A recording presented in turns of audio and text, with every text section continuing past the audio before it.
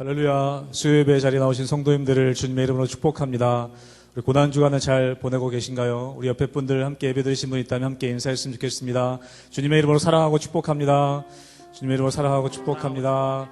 아멘. 우리 함께 기도하고 또 찬양하며 예배 자리로 나가도록 하겠습니다. 기도하겠습니다. 하나님, 고난주간 보내는 가운데 또 수요일 저녁 또 주님의 존 앞으로 또 주님의 은혜의 자리로 저희들이 나아갑니다. 십자가 의지하여 나아가는 저희들을 붙잡아 주셔서 늘 은혜의 자리, 또 은혜를 통하여서 살아가는 저희들 될 수 있도록 역사하여 주시옵소서. 모든 것 주님께 맡겨드리고 감사하며 예수님의 이름으로 기도하옵나이다. 아멘. 우리 힘차게 박수 치면서 찬양하도록 하겠습니다.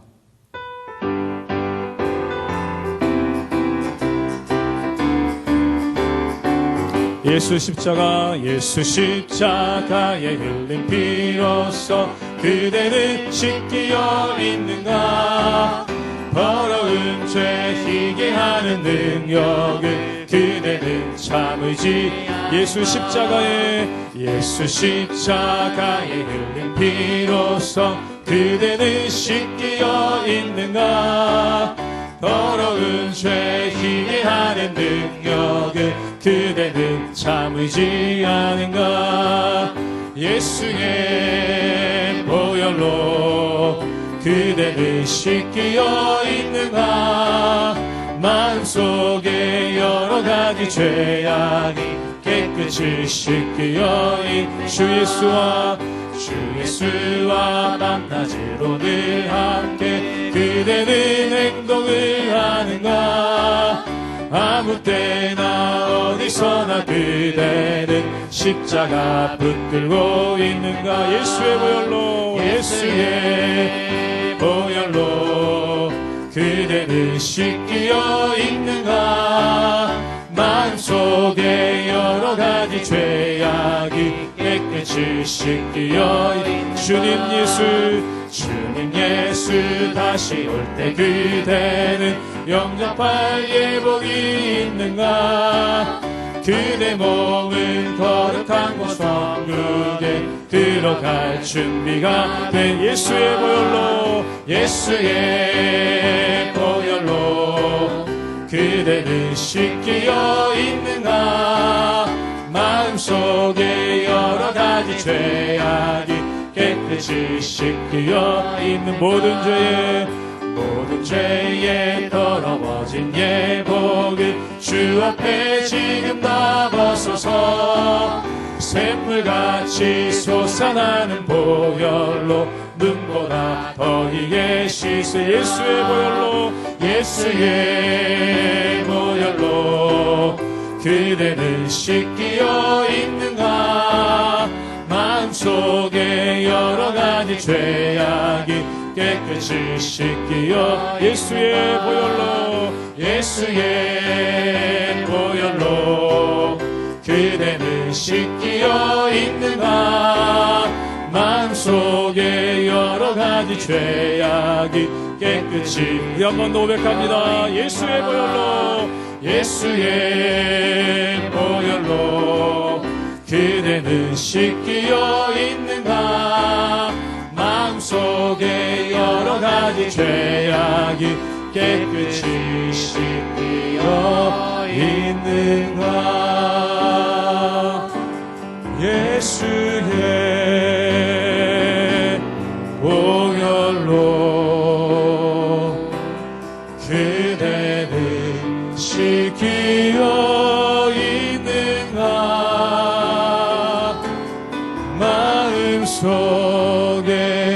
여러 가지 죄악이 깨끗이 씻기어 있는가.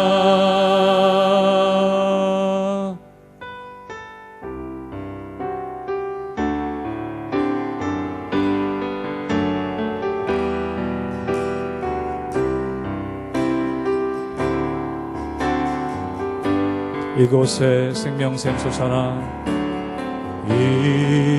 이곳에 생명샘 솟아나. 눈물 골짝 지나갈 때에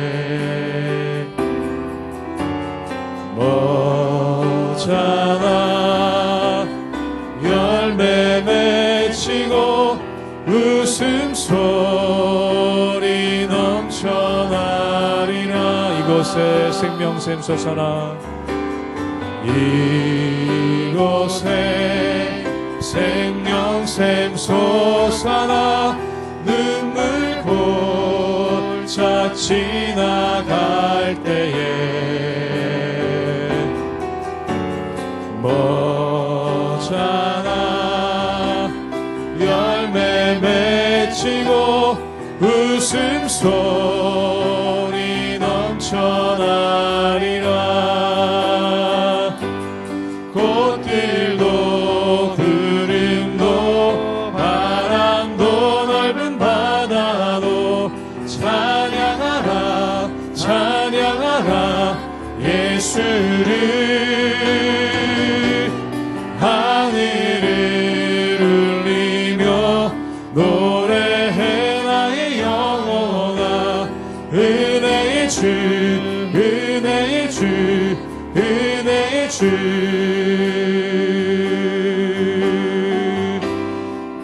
그날에 하늘이 열리고 그날에 하늘이 열리고 모든 이가 보게 되리라. 마침내 꽃들이 피고 마침내 꽃들이 피고 영광의 주가 오시리라.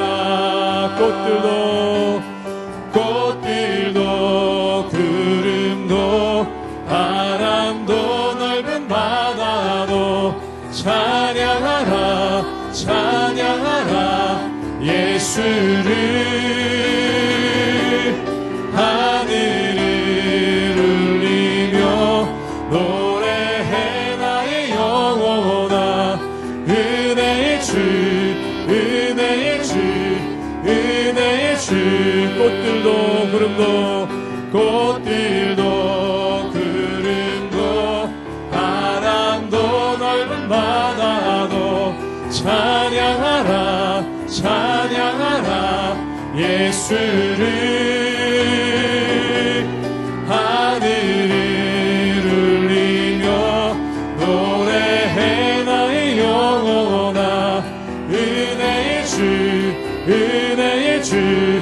우리 목소리 높이 한 번 더 고백합니다. 꽃들도 구름도 바람도 넓은 바다도 찬양하라 찬양하라 예수를. 하늘을 울리며 노래해 나의 영혼아. 은혜의 주 은혜의 주 은혜의 주. 이곳에 오셔서 이곳에 앉으소서. 이곳에서 드리는 예배를 받으소서. 주님의 이름만이 오직 주의 이름만. 이곳에 한 번 더 고백합니다. 이곳에 오셔서 이곳에 앉으소서. 이곳에서 드리는 예배를 받으소서. 주님의 이름만이 오직 주의 이름만 이곳에 있습니다. 주님의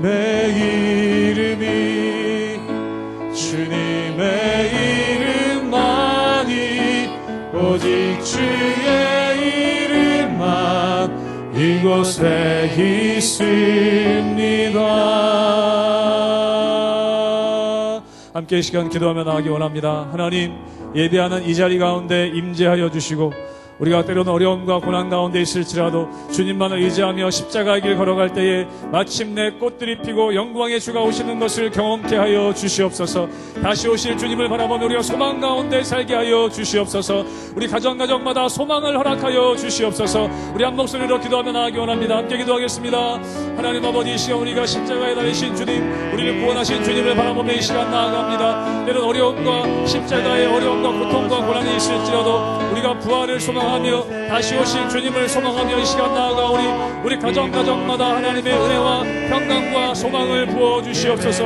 마침내 꽃들이 피고 영광의 주가 오실 것을 기대하며 나아가 주여 이 자리 가운데 임재하여 주시고 주의 성령으로 충만케 하여 주시옵소서. 우리 가정 가운데 허락하신 주님의 은혜를 기억하기 원합니다. 주님 역사하여 주시옵소서. 하나님 기름 부어 주시옵소서. 은혜 허락하여 주시옵소서. 늘 언제나 살아서 역사하신 주님, 날마다 주님을 높이며 하나님의 크신 은혜 가운데 나아갑니다. 우리의 삶 가운데 오셔서 우리의 삶을 만져주시고 또한 우리의 삶을 인도하시사 우리가 오직 주님만을 높이며 주님의 은혜 가운데 그 인도하신 가운데 살아갈 수 있도록 주님 우리의 삶을 축복하여 주시고 우리 가운데 역사하여 주시옵소서. 특별히 우리가 고난주간을 맞이하여 고난당하신 주님을 묵상하며 하나님의 말씀 가운데 나가기를 원하오니 우리 마음 가운데 주님을 깊이 깨달아 알며 하나님의 인도하신 가운데 늘 온전함으로 나갈 수 있도록 주여 도와주시고 주님 이끌어 주시옵소서. 주님께 모든 걸 부탁드려오며 살아서 역사하시는 주 예수 그리스도의 이름으로 감사하며 기도드리옵나이다. 아멘. 할렐루야. 우리 옆에 계신 분들에게 함께 축복했으면 좋겠습니다. 당신 하나님의 사람입니다. 이렇게 한번 축복해 주시겠습니까? 예, 우리 함께 손 내밀어 함께 축복하며 나가기를 원합니다.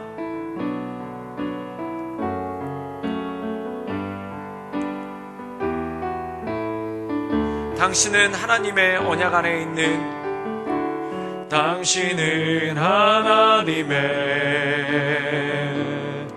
언약 안에 있는 축복의 통로 당신을 통하여서 열방이 주께 돌아오게 되리. 우리 앞뒤를 바라보면서 다시 한번 축복할까요? 당신은 하나님의 언약 안에 있는 축복의 통로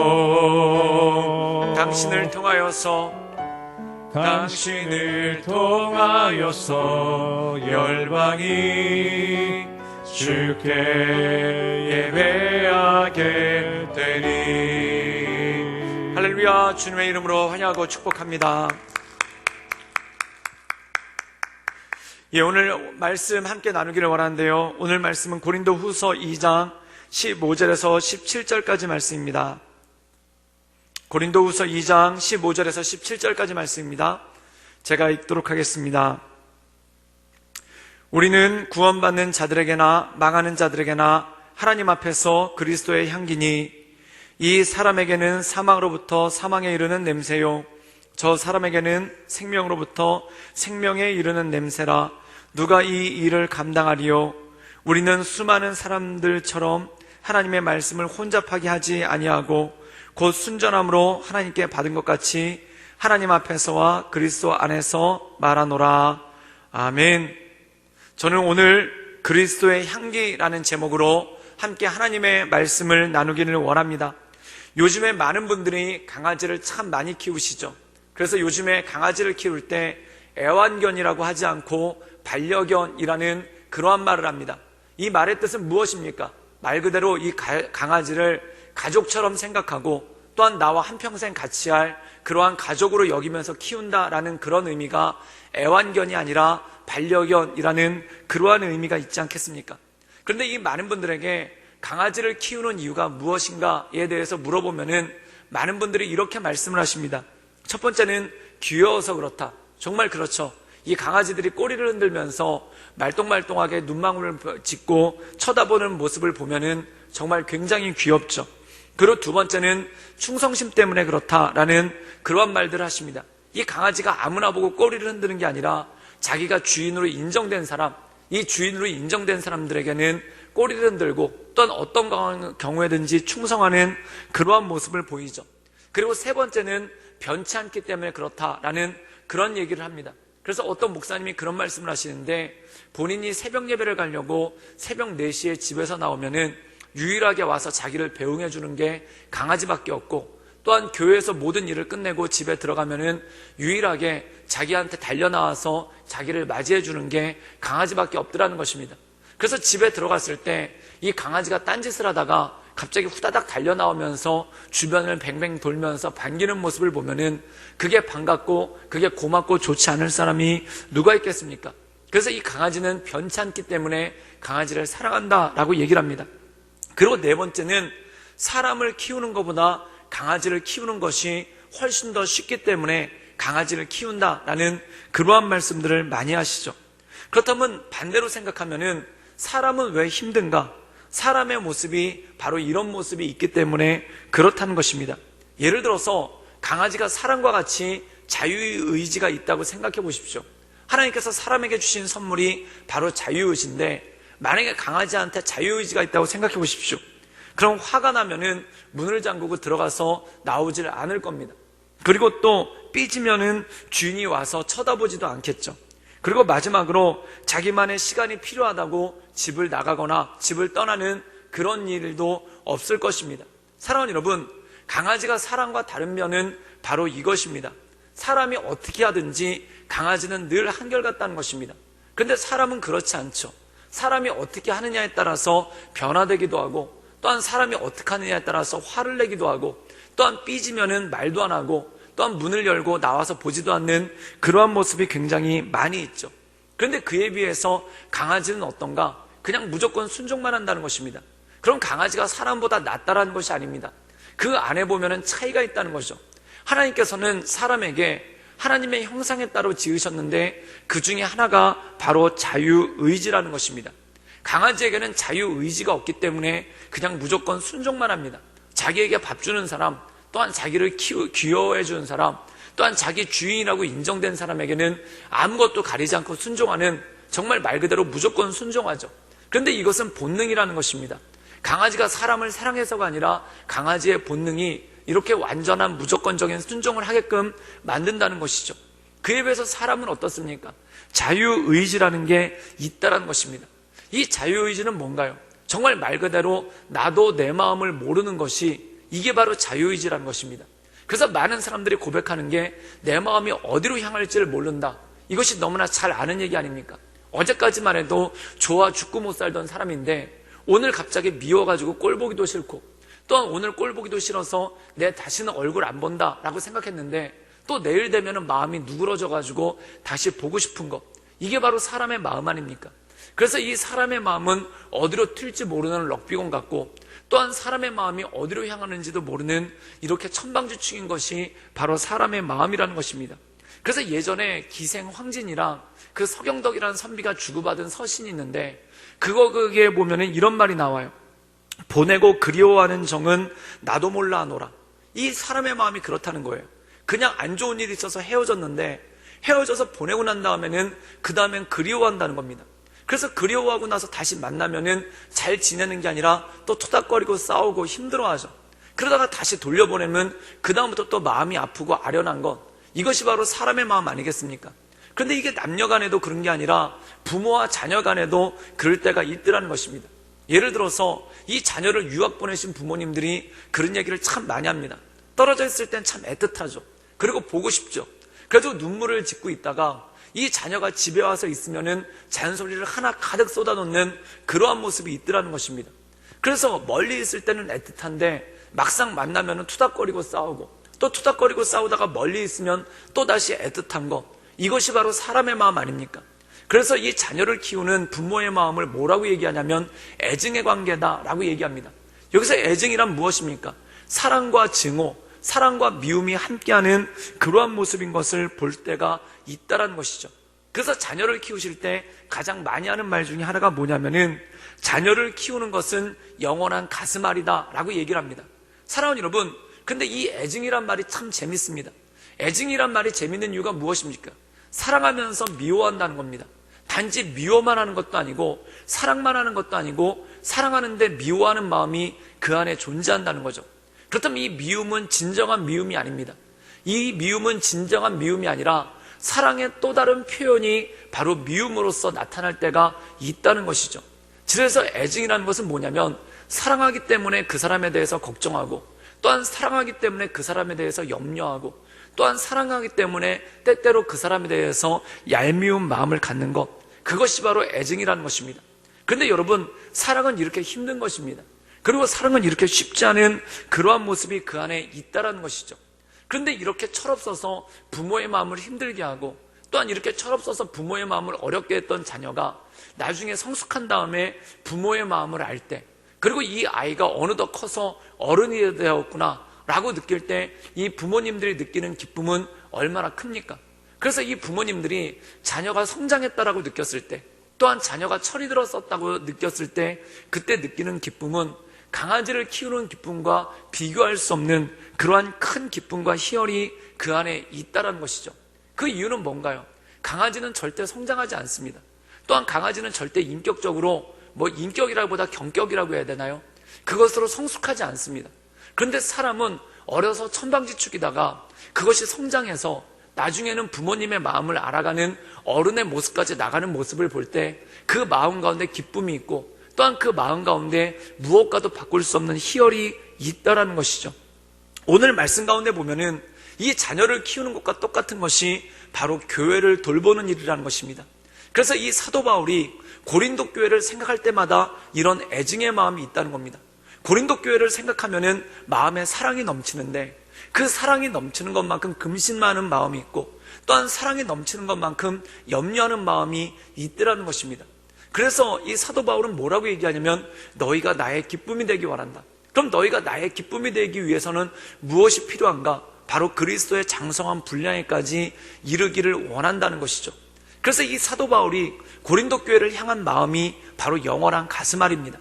근데 이 영원한 가슴앓이가 단지 고린도 교회를 향한 사도 바울의 마음일 뿐만 아니라 우리를 향하신 하나님의 마음, 또한 우리를 돌보시는 하나님의 마음이 바로 이 영원한 가슴앓이죠. 우리가 고난주간을 맞이하여서 예수 그리스도의 십자가를 묵상합니다. 그럼 이 예수 그리스도의 십자가를 묵상할 때 하나님의 가슴앓이, 우리를 향하신 하나님의 가슴앓이를 고스란히 느낄 수 있고, 또한 우리가 이 하나님의 가슴앓이를 안다면, 이 하나님의 가슴앓이를 깨닫는다면 우리가 성숙한 신앙으로, 또한 온전한 신앙으로 나가는 것을 사모하고 그 은혜 가운데 나가는 것이 바로 합당하다는 것이죠. 그러나 저는 저와 우리 모든 성도님들이 이 고난주간을 통해 하나님의 가슴앓이를 깊이 깨닫고 성숙한 믿음으로, 온전한 믿음으로 날마다 성장해 나갈 수 있기를 주님의 이름으로 축원합니다. 오늘 말씀해 보면은 이 고린도 교회를 향한 사도 바울의 마음이 잘 나와 있습니다. 우리 함께 고린도후서 2장 4절의 말씀을 읽도록 하겠습니다. 제가 읽겠습니다. 내가 마음에 큰 눌림과 걱정이 있어 많은 눈물로 너희에게 썼노니 이는 너희로 근심하게 하려는 것이 아니요 오직 내가 너희를 향하여 넘치는 사랑이 있음을 너희로 알게 하려 함이니라. 오늘 말씀 가운데 보면은 사도 바울은 이렇게 고백합니다. 내가 너희를 향해 걱정이 있다. 내가 너희를 향해 염려가 있다는 겁니다. 또한 많은 눈물로 너희들에게 편지를 썼다는 것입니다. 사랑하는 여러분, 걱정이 있고 눈물이 있는 까닭은 무엇입니까? 그 이유는 딱 하나라는 것입니다. 바로 너희를 향하는 사랑이 있기 때문에 걱정이 있고 눈물의 마음을 가지고 이 서신을 썼다는 것입니다. 사랑하는 여러분, 이 고린도 전서와 후서는 마치 무엇과 흡사하냐면은 구약 성경에 나와 있는 선지서와 굉장히 흡사한 것을 보게 됩니다. 이 선지서에 보면은 하나님의 책망이 나오죠. 그런데 단지 꾸짖는 하나님의 책망이 아니라 마치 직장 상사가 부하 직원이 잘못했기 때문에 징계를 내리려고 꾸짖는 그러한 꾸짖음이 아니라 이 잘못된 자녀를 바라보는 아버지의 마음, 또한 잘못된 자녀를 바라보는 어머니의 마음이라는 것입니다. 그 안에 가슴앓이가 느껴지죠. 그래서 우리가 선지서를 읽다 보면은 이 죄악된 이스라엘 백성들을 향한 하나님의 가슴앓이가 나옵니다. 내가 너희들을 어떻게 했으면 좋겠느냐. 사랑하는 여러분, 직장에 있는 부하 직원이면은 마음에 안 들고 또한 죄를 지었으면 잘라버리면 끝이죠. 징계를 내려서 잘라버리면 끝인 거 아니겠습니까? 그런데 자녀를 어떻게 잘라버립니까? 자녀를 어떻게 내다버립니까? 정말 마음 같아서는 12번이라도 더 내다버리고 싶지만 그 마음 가운데 사랑하는 마음이 있기 때문에 그러지 못하는 건 아닙니까? 그래서 우리가 선지서를 보면은 그 안에 나와 있는 죄악된 이스라엘 백성들을 바라보는 하나님의 가슴앓이가 고스란히 나와 있죠. 그런데 이 고린도 후서를 보면은 여기 사도 바울의 가슴앓이가 나와 있다는 겁니다. 그것이 무엇입니까? 이 고린도 교회가 온전한 모습으로 나가지 못하는 그러한 모습이 있는 것 아니겠습니까? 그래서 이 가슴앓이를 가지고 이 고린도 교회를 지켜보고 있는 그러한 사도 바울의 마음이 있다라는 것입니다. 사랑하는 여러분, 예를 들어서 이런 것입니다. 만약에 여러분의 자녀가 신천지랑 사귀고 있다라고 생각을 해보십시오. 여러분의 자녀가 이단 종파인 신천지 사람과 교제하고 있다고 생각해 보십시오. 그럼 여러분들 마음이 얼마나 답답하겠습니까? 여러분들 마음이 얼마나 타들어가는 것 같겠습니까? 만약에 남의 일이라면은 그냥 안 됐네, 어쩌다 그렇게 됐대, 그리고 혀를 차고 끝날 것입니다. 그런데 자녀의 일이기 때문에 자녀가 만약에 신천지 사람과 교제하고 있다라고 하면은 마음이 타들어가는 것 같고 마음에 염려가 되죠. 그래서 그 염려로 그만 그와 끊어라 라고 얘기하지 않겠습니까? 근데 자녀가 뭐라고 얘기를 하냐면은 엄마 나를 의심하는 거예요. 엄마 내 믿음을 의심하는 거예요. 내가 믿음이 좋으니까 내 남자친구가 또는 내 여자친구가 신천지라도 나는 아무 까딱 없다고, 믿음에서 떠나지 않는다고 그렇게 호언장담을 하면은 그 말을 듣고 마음 가운데 안심이 되시겠습니까? 그렇지가 않다라는 것이죠. 가슴앓이를 하고 가슴이 아프고 힘들고 어려운 그러한 모습이 있다라는 거죠. 그런데 고린도 교회의 모습이 마치 그것과 똑같다라는 것입니다. 이 고린도 교회가 스스로 믿음은 자랑하고 있지만 또한 스스로는 자신들이 강한 믿음이라고 하지만 마치 강한 믿음이라고 자부하는 자녀가 신천지 사람과 사귀는 것과 똑같은 그러한 아슬아슬한 모습이 그 안에 있었다는 거죠. 고린도 전서에 보면은 고린도 교회가 범하고 있는 4가지 죄가 있더라는 것입니다. 그 첫 번째는 뭐냐면은 분파의 분열입니다. 바울파, 아볼로파, 베드로파, 그리스도파 이렇게 4개로 갈라져서 이 사람들이 끊임없이 갈등을 하고 있었다는 것이죠. 그 다음에 두 번째는 뭐냐면 은사의 남용입니다.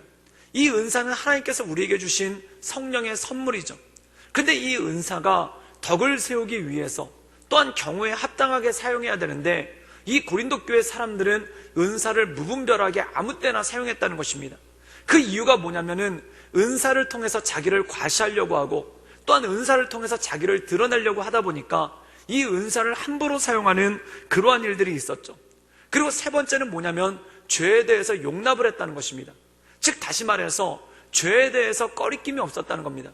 믿음이 좋으면은 죄를 지어도 괜찮다, 믿음이 좋으면은 죄는 아무 문제가 되지 않는다, 이런 식으로 생각하는 그러한 모습이 그 가운데 있었다는 것입니다.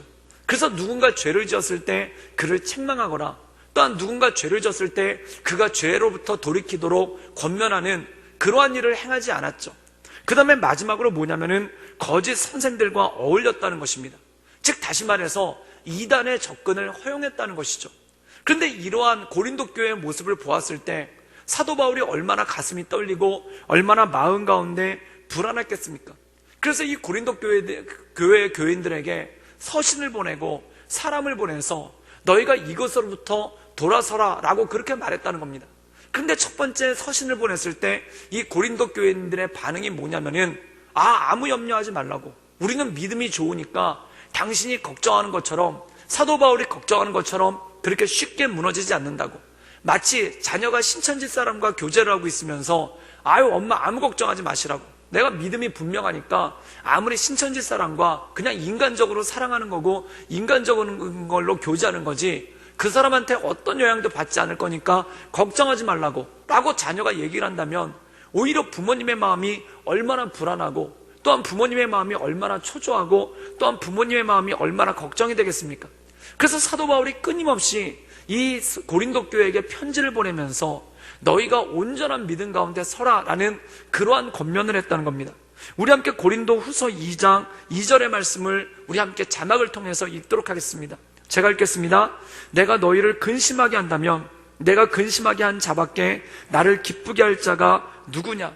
오늘 말씀 가운데 보면은 사도 바울이 계속해서 서신을 보내고 또한 사도 바울이 계속해서 편지를 보내고 사람들을 보내니까 고린도 교회가 마음 가운데 근심을 했다는 겁니다. 그게 뭐냐면은 사도 바울이 왜 이렇게 우리를 염려할까? 사도 바울이 왜 이렇게 우리를 걱정할까? 왜 이렇게 사도 바울이 우리를 못 믿어할까? 라면서 근심을 했다는 겁니다. 여러분, 자녀들도 그런 게 있지 않습니까? 부모님들이 전화를 걸어가지고 너 신앙생활 똑바로 하거라, 너 하나님 말씀 가운데 온전히 서거라, 너 이단에 있는 사람들과 교제하지 말아라 라고 얘기를 했을 때 그거를 받아들이지 않고 마음 가운데 엄마는 왜 이렇게 나를 근심되게 할까? 엄마는 왜 이렇게 나한테 잔소리를 할까? 엄마는 나한테 왜 이렇게 나를 못 믿어할까? 라고 얘기하려면은 그것이 바로 자녀의 모습 아닙니까? 근데 사도 바울은 이렇게 얘기합니다. 내가 근심을 끼치게 한 자들만이 나를 기쁘게 할 수 있다 라고 얘기합니다. 이 말의 뜻은 뭘까요? 부모를 기쁘게 할 수 있는 사람은 무엇입니까? 옆집 자녀가 아무리 예수님을 잘 믿어도 이 부모님의 마음은 기쁘지 않습니다. 또한 다른 집 자녀가 아무리 성숙한 믿음을 가져도 이 부모의 마음은 기쁠 수가 없습니다. 그러면 사도 바울은 누가 자신을 기쁘게 할 수 있느냐? 바로 고린도 교회 교인들만이, 고린도 교회 교인들이 온전한 믿음 가운데 설 때 자기가 온전한 기쁨을 얻을 수 있다라고 얘기를 한다는 것입니다. 사랑하는 여러분, 부모가 자녀가 근심이 되어서 매일같이 전화를 합니다. 그럼 그 부모님을 기쁘게 할 수 있는 사람은 누구입니까? 바로 자녀밖에 없다는 거죠. 그럼 자녀가 어떻게 하면은 부모님을 기쁘게 할 수 있겠습니까? 바로 온전한 믿음 가운데 서는 것, 또한 온전한 가운데 나가는 것이 바로 부모를 기쁘게 할 수 있다는 것이죠. 사랑하는 여러분, 한 가지 예를 들자면 이것입니다. 20살 넘은 자녀가 이제 막 운전면허증을 땄습니다. 그리고 그 운전면허증을 따가지고 자동차를 운전하러 갈 때 이 부모님 마음이 얼마나 걱정이 되겠습니까? 그래서 자녀들한테 얘야 운전 조심해서 하거라 라고 얘기했더니 자녀가 비웃으면서 콧방귀를 끼면서 엄마는 내가 아직도 어린애인 줄 알아요? 아빠는 제가 아직도 어린애인 줄 알아요? 제가 운전면허 수석으로 딴 사람입니다. 내가 우리 반에서 운전면허 제일 잘해가지고 제일 높은 고득점으로 운전면허 딴 사람입니다. 아무 걱정하지 마세요. 사랑하는 여러분, 그러면 더 걱정이 되지 않겠습니까? 자녀가 운전에 대해서 자신 있다고 하면은 그게 더 걱정스러운 일 아니겠습니까? 자녀가 운전에 대해서 나는 운전 잘한다고 자랑하면은 그게 더 걱정되는 일 아니겠습니까? 그리고 자녀가 운전하며 나가는데 꼭 안전벨트는 차고 운전해라 라고 얘기했더니 아유 엄마, 안전벨트는 초보자들이라는 거지 나같이 운전 잘하는 사람은 안전벨트 안 매도 아무 문제 없어요 라고 얘기를 한다면은 그것이 얼마나 부모를 더 걱정스럽게 한다는 겁니까? 사랑하는 여러분, 자녀가 근거 없는 자신감을 보이고 또한 근거 없는 교만함을 보일 때 그때 부모는 더 불안합니다. 더 걱정스럽습니다. 이단에 있는 사람과 교제를 하면서 내가 믿음 좋으니까 아무 걱정하지 말라고 그러면 더 걱정스럽습니다. 또한 자녀가 운전을 하면서 안전벨트도 매지 않으면서 나는 운전 잘해가지고 안전벨트라는 거는 필요도 없으니까 아무 걱정하지 말라고 그러면 마음 가운데 부모님 마음 가운데 더 큰 걱정이 되지 않습니까? 사도 바울이 바로 고린도 교회를 바라보는 마음이 그랬다는 겁니다. 이들이 믿음에 관해서 자신을 하는 거예요. 아무 걱정하지 말라고. 우리가 죄에 넘어갈 줄 아냐고. 아무 걱정하지 말라고. 우리가 그렇게 이단에게 호락호락하게 넘어갈 줄 아냐고. 그렇게 얘기를 하는데 그 모습이 더 걱정스럽고 그 모습이 더 어렵더라는 겁니다. 사랑하는 여러분, 온전한 믿음은 무엇일까요? 자신 있게 나가는 신앙이 아니라는 겁니다. 성경에 보면은 실수한 사람들의 공통점이 있는데 항상 자신감을 가지고 나가다가 실수했다는 겁니다. 예를 들어서 이 이스라엘 백성들이 가나안을 침공할 때 여리고성을 함락하고 그 다음에 쳐들어간 곳이 아이성입니다. 그런데 아이성을 쳐들어갈 때 얼마나 자신만만했습니까? 얼마나 자신만만했는지 전군이 동원돼서 간 것도 아니고 일부만 보냈습니다. 그리고 얼마나 자신만만했는지 이 여호수아가 정탐꾼의 말만 듣고 군대를 동원했습니다. 그리고 얼마나 자신만만했는지 이 여호수아가 하나님께 기도도 하지 않았습니다. 그런데 결과는 무엇입니까? 참패가 아니었습니까? 그렇다면 하나님 보시기에 온전한 신앙은 무엇입니까? 두렵고 떨림으로 날마다 하나님께 간구하며 나가는 시간, 또한 두렵고 떨림으로 날마다 하나님 앞에 엎드리는 신앙을 하나님께서 더 귀하게 생각하시는 건 아니겠습니까? 그래서 예를 들어서 자녀가 운전하러 나갈 때, 차를 몰고 운전하러 나갈 때 얘야 차 조심해라 라고 얘기를 할 때 네 어머니 조심해서 운전할게요, 안전벨트 꼭 매고 과속하지 않고 신호 꼭 지키면서 운전할게요 라고 얘기를 하면은 오히려 부모님의 마음이 더 안심이 되지 않겠습니까? 즉 다시 말해서 겸손함으로 행하는 자녀들을 바라볼 때 나 자신 있다고 아무 문제 없다라고 그렇게 큰 소리 치는 자녀가 아니라 겸손한 마음으로 나가는 자녀들을 바라볼 때 그때 부모님의 마음은 더 안심이 되고 더 강건한 가운데 나갈 수가 있다는 것입니다. 그럼 하나님께서 가장 기뻐하는 신앙은 무엇입니까? 내가 경험이 많다고, 내가 오랜 세월 동안 신앙생활했다고, 그러니까 이까짓 거 아무 문제가 아니라고 라고 하는 신앙생활이 아니라 겸손함으로 하나님께 무릎 꿇고, 또한 겸손함으로 하나님께 기도하고, 또한 겸손함으로 하나님께 간구하고, 또한 겸손함으로 하나님의 뜻을 묻고 그 뜻 가운데 나가는 신앙이 하나님 보시기에 훨씬 더 온전한 신앙 아닙니까? 때때로 우리가 교회에서 보면은 신앙이 좋다는 미명하에 큰 소리 치시는 분들이 있습니다. 아, 내가 교회 다닌 게 얼만데, 내가 교회에서 사역을 한 게 얼만데, 내가 교회에서 쌓은 경험이 얼만데, 아, 기도야 초보자들이라는 거지, 나같이 경험 많은 사람들은 그런 거 안 해도 된다고. 또한 말씀 보는 거야 초보자들이나 보는 거지, 나같이 경험 많은 사람들은 그런 거 안 해도 된다고. 그래서 어느 순간에 자기의 경험을 믿고 기도와 말씀 가운데 멀어져 있는 그러한 신앙의 모습이 있습니다. 그러한 신앙의 모습을 볼 때 오히려 더 불안하고 오히려 더 가슴앓이를 하게 되는 그러한 모습이 있다는 것이죠. 그래서 오늘 사도 바울이 이 고린도 교인들에게 권면하는 것은 이것입니다. 바로 겸손함으로 너희가 하나님께 나아가라는 것입니다. 그럼 겸손함이란 무엇입니까? 바로 그리스도의 향기를 드러내는 그러한 삶 가운데 나가는 것이 바로 온전한 겸손함이라는 것이죠. 즉 나를 믿는 것이 아니라 하나님을 믿음으로 말미암아 주 앞에 엎드리는 것, 이것이 바로 온전한 겸손함이고 온전한 뜻이 아니겠습니까? 성경에 보면은 이 베드로가 굉장히 자신감이 넘칠 때가 있습니다. 우리가 성경에 보면은 자신감 넘치는 사람이 가장 불안한 사람 아니겠습니까? 예수님께서 제자들에게 이렇게 말씀을 하시죠. 6월절 저녁에 만찬을 끝내시고 제자들에게 떡과 잔을 나누어 주신 다음에 오늘 밤 너희들이 다 나를 부인할 것이다, 오늘 밤 너희들이 다 나를 배신할 것이다 라고 이렇게 말씀을 하니까 그때 베드로가 엄청나게 자신 있게 얘기합니다.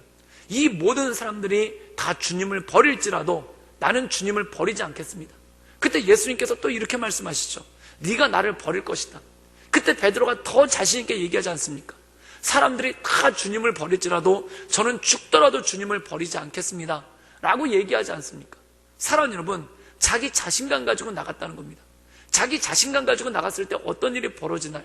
그가 쓰러지고 넘어질 수밖에 없었다는 거죠. 그리고 쓰러지고 넘어져서 낙심해서 갈릴리 바닷가에서 물고기를 낚고 있는 이 베드로에게 예수님이 찾아가셔서 다시 한번 물어보시지 않습니까? 요한의 아들 시몬아, 네가 이 사람들보다 나를 더 사랑하느냐? 그때 이 베드로가 이렇게 얘기합니다. 내가 주님을 사랑하신 줄 주께서 아시나이다. 사랑하는 여러분, 이 고백이 겸손한 고백입니다. 전에는 자신의 자신으로 얘기했다는 겁니다. 아, 나 자신 있습니다. 나 주님 사랑할 자신 있습니다. 나 주님 명령대로 살 자신 있습니다. 나 주님 말씀대로 살 자신 있습니다. 근데 뭐라고 얘기하면 내가 주님 사랑하는 것을 주님께서 아십니다. 내가 주님을 사랑하기는 합니다만 나는 언제 쓰러질지 모르고 언제 넘어질지 모릅니다. 그러므로 나보다 주님께서 내 마음을 더 잘 아십니다 라는 그런 고백이 나오지 않습니까? 그때 주님께서 뭐라고 하냐면 그렇다면 너는 내 양을 먹이라 라고 말씀합니다. 이것이 바로 주님께서 기뻐하시는 신앙의 모습, 이것이 바로 주님께서 기뻐하시는 베드로가 온전한 사도로서 살아갈 수 있는 그러한 모습 아니겠습니까? 그리스도의 향기란 바로 이것입니다. 주님께서 나보다 나를 더 잘 아십니다. 주님께서 내 마음을 잘 아십니다. 그러므로 내가 주님의 마음 가운데 살기를 원합니다. 그때 주님께서 우리에게 일을 맡겨주시고 주님의 사역 가운데 부르시는 것이죠. 사랑하는 여러분, 성숙한 신앙이란 자신 있다고 말하는 것이 아니라 주님께서 나를 잘 아십니다. 그리고 주께 엎드리는 것이 바로 성숙한 신앙이라는 것입니다. 그리고 이 성숙한 신앙은 무엇입니까? 하나님의 마음을 알아가는 것, 그리고 주님의 마음으로서 주님의 어린 양을 양육하고 또한 주님의 어린 양을 먹이는 그러한 것들이 있지 않습니까? 지금 코로나19 사태로 인해서 크게 두 가지가 있는 건 있습니다. 근거 없는 자신감으로 우리는 아무 문제 없다, 우리는 병에 안 걸린다 라는 근거 없는 자신감으로 나가는 사람이 있고, 또 어떤 사람들은 큰 두려움에 빠져서 위축되는 사람이 있습니다.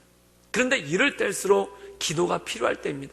사랑하는 여러분, 주 앞에 기도하고 엎드리고 주님께서 나의 모든 길을 인도해 주시나니 주님 내 길을 이끌어 주십시오, 내 길을 붙들어 주십시오 라고 기도할 때 이 기도하는 사람을 통해서 그리스도의 향기가 나타나기 시작하고 또한 이 기도하는 사람이 하나님의 마음을 알고 어떠한 모습으로 나가야 될지를 아는 그러한 모습 가운데 살아가는 건 아니겠습니까? 그러므로 사랑하는 여러분, 우리 마음 가운데 기도함으로 엎드림을 통해 하나님의 마음을 알아갈 수 있도록, 또한 주님께서 우리 삶 가운데 기뻐하신 하나님의 뜻이 무엇인지 그것을 알아가는 그러한 믿음의 성숙자로서, 또한 그리스도의 향기를 드러내는 사람으로서 날마다 주님 앞에 온전히 살아갈 수 있기를 주님의 이름으로 축원합니다. 함께 우리 찬양하고 기도하며 나가기를 바랍니다. 우리 함께 찬양할 때 아버지 하나님의 마음, 우리 마음 가운데 하나님의 마음 알게 해주셔서 우리를 향해서 가슴앓이 하시는 그 주님의 마음을 깨달아라, 주님을 기쁘게 하는 그러한 온전한 믿음으로 성숙해 나갈 수 있도록 주님 도와주십시오. 우리 다 같이 함께 찬양하며 나가겠습니다.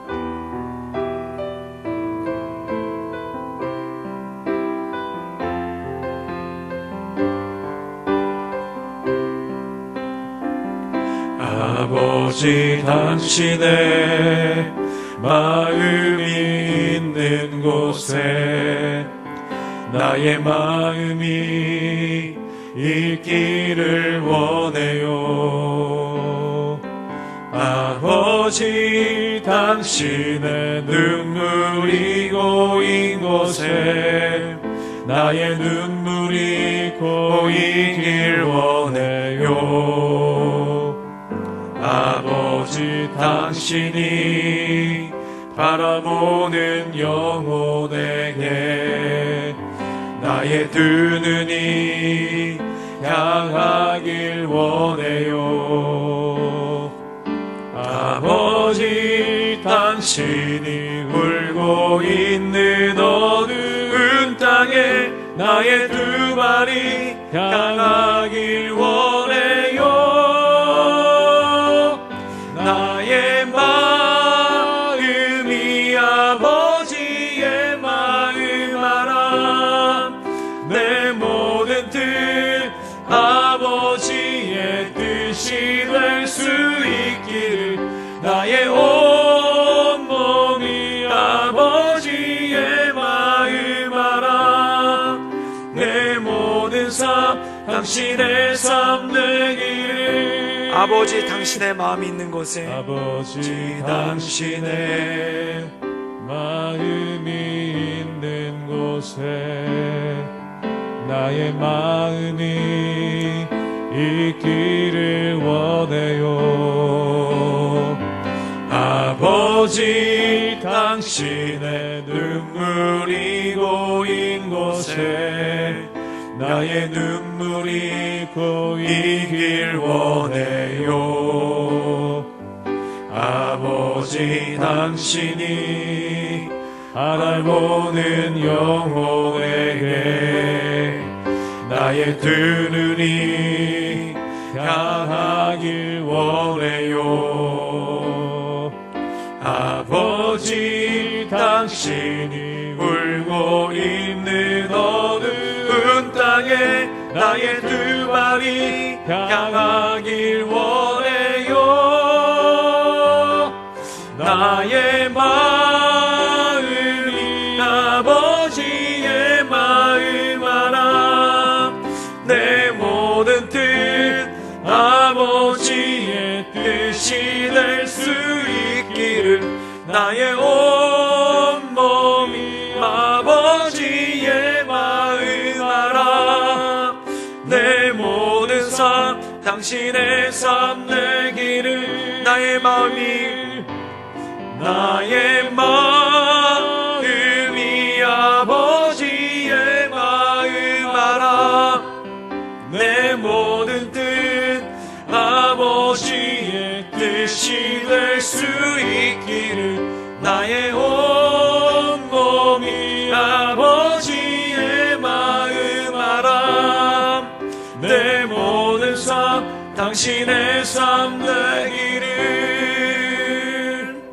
이 시간 우리 함께 기도하며 나가기 원하는 것은 이 고난주간을 맞이하여 또한 주님의 십자가를 묵상할 때 하나님의 가슴앓이를 우리 마음 가운데 느끼게 됩니다. 하나님께서 우리를 바라보시며 사도 바울이 고린도 교회를 향해 가슴앓이를 하는 것처럼, 많은 부모님들이 그 자녀들을 향하여 가슴앓이를 하는 것처럼 하나님께서 우리를 향해 가슴앓이를 하시는 그러한 모습이 나오게 되는 것을 보게 됩니다. 그리고 그 가슴앓이가 바로 십자가의 죽으심이고, 또한 그 가슴앓이가 십자가를 통한 우리에게 구원의 역사를 드러내는 것이죠. 주님의 가슴앓이는 무엇입니까? 바로 우리가 하나님의 말씀 가운데 온전히 살지 못하며 큰 소리 치는 것, 또한 우리가 자신 있다라고 얘기하는 것, 또한 우리가 교만함으로 행하는 것, 이것이 주님을 가슴앓이하게끔 만드는 그러한 모습이 아니겠습니까? 이 시간 함께 기도하며 나가기 원하는 것은 우리가 겸손한 마음으로 날마다 주님의 뜻을 구하며 주님께 무릎 꿇는 그러한 믿음 가운데 엎드릴 수 있도록 주님 역사하여 주시옵소서. 우리가 날마다 두렵고 떨리는 마음으로 하나님의 뜻을 구하며 하나님께 엎드리는 그러한 모습으로 나갈 수 있도록 주님이 이끌어주시고 주님 역사하여 주시옵소서. 그래 우리가 주님의 뜻 가운데 주님의 뜻을 청종하며, 그리고 더 나아가 하나님 아버지의 마음으로 이 세상을 살아가는 그러한 성숙한 신앙으로 그리스도의 향기를 가진 사람으로 날마다 살아갈 수 있도록 주님 도와주시고 주님 역사하여 주시옵소서. 우리 다 같이 간절한 마음으로 하나님께 기도하며 나아가겠습니다. 함께 기도하시겠습니다. 늘 언제나 살아서 역사하신 주님, 날마다 주말을 바라보며 하나님의 은혜 가운데 우리가 온전함으로 선하기를 원하오니, 주여 하나님 날마다 우리를 붙잡아 주시고, 주여 하나님 날마다 우리를 인도하시사 날마다 주말을 바라보며 하나님의 이끄신 가운데, 하나님의 인도하신 가운데 우리가 날마다 살아갈 수 있도록 주여 도와주시고 주님 역사하시며, 날마다 하나님의 은혜 가운데 늘 온전함으로 지켜 나갈 수 있도록 주님 우리 가운데 역사하여 주시옵소서. 하나님의 크신 은혜를 더하시며 하나님의 크신 능력을 더하시며 하나님의 인도하심 따라 늘 온전함으로 우리가 살아갈 수 있도록 주여 도와주시고 주님 이끌어 주시옵소서. 그래야 날마다 간곡히 하시는 주님을 바라보며 우리를 향해 가슴앓이 하시는 그 하나님을 바라보며 우리가 겸손하게 주 앞에 엎드리며 우리가 더 겸손하게 주님만을 바라보며 우리가 더 겸손하게 하나님의 은혜 가운데 살아갈 수 있도록 주여 도와주시고 주님 역사하여 주시옵소서. 주님 이끌어 주시옵소서. 주님 역사하여 주시옵소서. 늘 언제나 살수 역사하신 주님, 우리가 때때로 교만하여서 철없는 모습으로 신앙생활할 때 주님께서 가슴앓이 하시고 또한 주님께서 우리를 보시고 염려하시는 것을 보게 됩니다. 주님, 우리가 겸손함으로 날마다 주 앞에 엎드리게 하시며 우리가 날마다 겸손함으로 주님의 말씀을 청종하게 하시며 또한 우리가 겸손함으로 날마다 주님의 뜻을 구하며 나가는 그러한 온전한 믿음의 사람으로, 성숙한 믿음의 사람으로 나갈 수 있도록 주님 이끌어 주시옵소서. 그래야 겸손함으로 우리가 주 앞에 엎드림을 통해 우리가 그리스도의 향기를 드러내며 또한 그리스도의 모습을 드러내며 또한 더 성숙한 믿음으로 하나님 아버지의 마음으로서 또한 연약한 가운데 있는 이들을 위하여 기도하며 간구하며 나가는 그러한 믿음의 모습 가운데 살아갈 수 있도록 주님 우리 가운데 역사하여 주시옵소서. 너희는 그리스도의 향기라 말씀하였사오니 우리가 성숙한 믿음으로 말미암아 그리스도를 드러내며 그리스도를 나타내며 그리스도의 은혜 가운데 온전함으로 살아갈 수 있도록 주님 이끌어 주시옵소서. 주님께 모든 것 부탁드려오며 이제는 우리 주 예수 그리스도의 은혜와 하나님의 사랑과 성령의 교통하심이 오직 주님만을 바라보며 주님의 은혜 가운데 그 인도하신 가운데 그 역사하신 가운데 거하기 원하는 이곳에 모인 구독교회 모든 성도들 머리 위에와 또한 영상을 통해 함께 예배드리는 우리 모든 성도들 머리 위에 지금부터 영원토록 함께 하시기를 간절히 축원하옵나이다. 아멘.